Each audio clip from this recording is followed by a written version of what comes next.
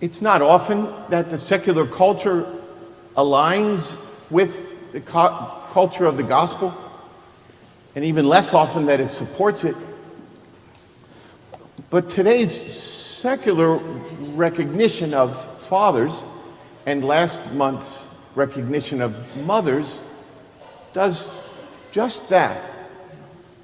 And what we call the fourth commandment, honor your father and mother, is one of the commandments that God himself gave to Moses and that Moses brought down from Mount Sinai. And a day like this is one way to honor them. Of course, I hope that you honor the father and mother every day, but this is a good day, and it's a biblical day almost, you know. There are two main reasons to honor your father or your mother. And I like this passage from Sirach. And it's the first and most obvious way, I guess, the most obvious reason to honor them. With all your heart, honor your father, and do not forget the birth pangs of your mother. Remember that through your parents you were born. And what can you give back to them that equals their gift to you? The United States Catholic Catechism for adults, what we commonly call the American Catechism, adds a little bit to this. Respect for parents derives from a grateful heart toward those who gave us the gift of life and nourished, loved, and supported us throughout all our stages of growth. And fathers who take part in the giving of life and then nurture it deserve to be honored, both by their families and by society, really. And there's a message in this for two people, for two groups of people. One is for the fathers, and one is for their children, their sons and daughters. And I'd like to speak to that first.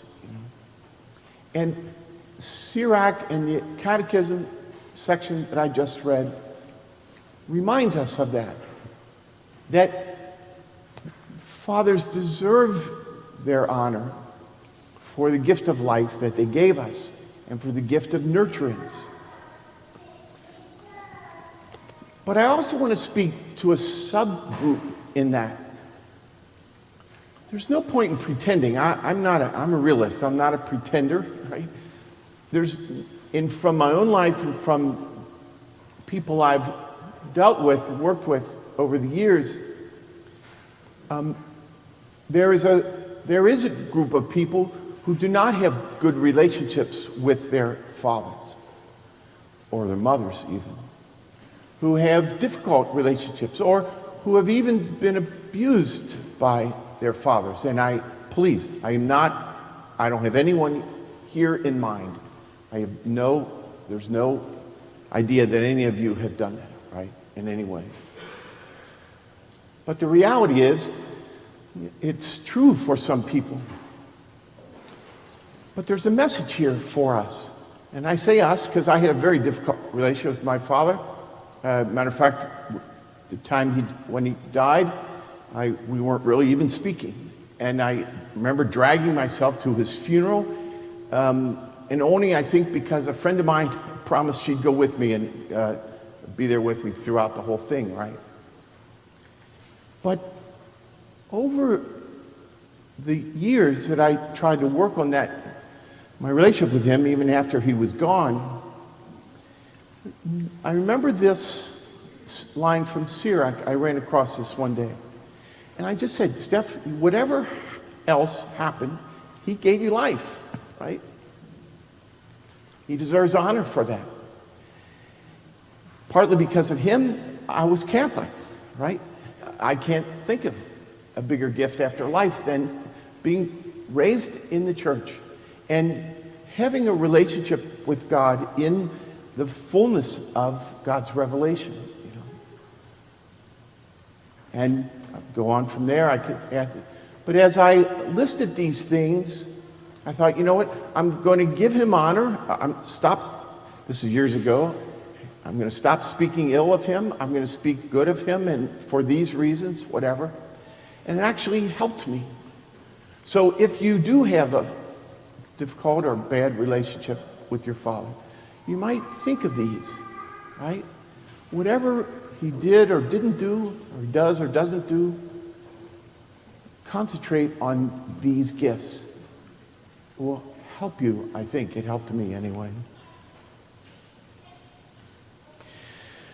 But Christian fathers have a second and even more important vocation than to give life and nurture it in the world, right?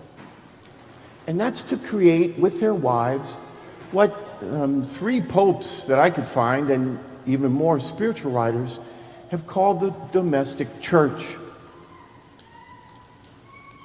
And again, this is from the Catechism of the Catholic Church, the original one. The Christian home is the place where children receive the first proclamation of the faith. For this reason, the family home is rightly called the domestic church, a community of grace and prayer, a school of human virtues and Christian charity. And again, the United States Catechism goes on. The Christian family forms an environment within which faith is professed and witnessed. When family members pray together, engage in lifelong learning about the faith, forgive one another, serve one another, welcome others, affirm and celebrate life, and bring justice and mercy to the community, they help each other live the faith and grow in faith. And I'll add to that prayer there, worship. What's interesting is we should not ignore, and you fathers, don't underestimate the influence you have on your children.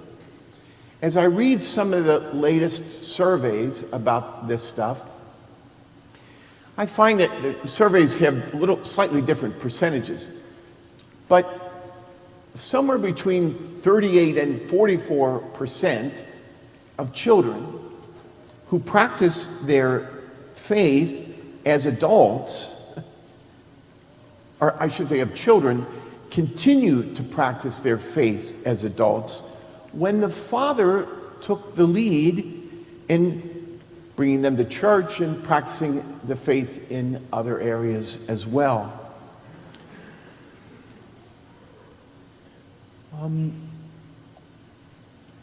When you not just drop your children off at Catholic school, right? But when you live your faith, when your children see you living the faith, when they see you witness to the faith, is a word that shows up often in the church's documents and writings.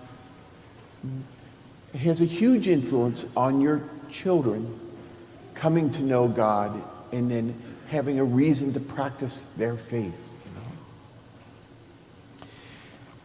A father who participates in giving life to his children and nurturing that life deserves the honor of his children and of society.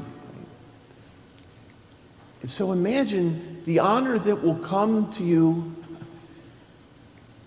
when you're in heaven and your children also come to eternal life.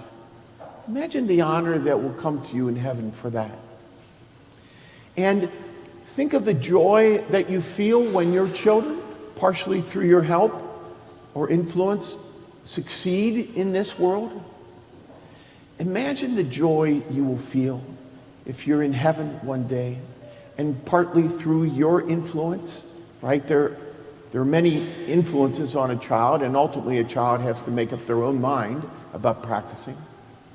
But imagine the joy you will feel in heaven, seeing your children come to eternal life.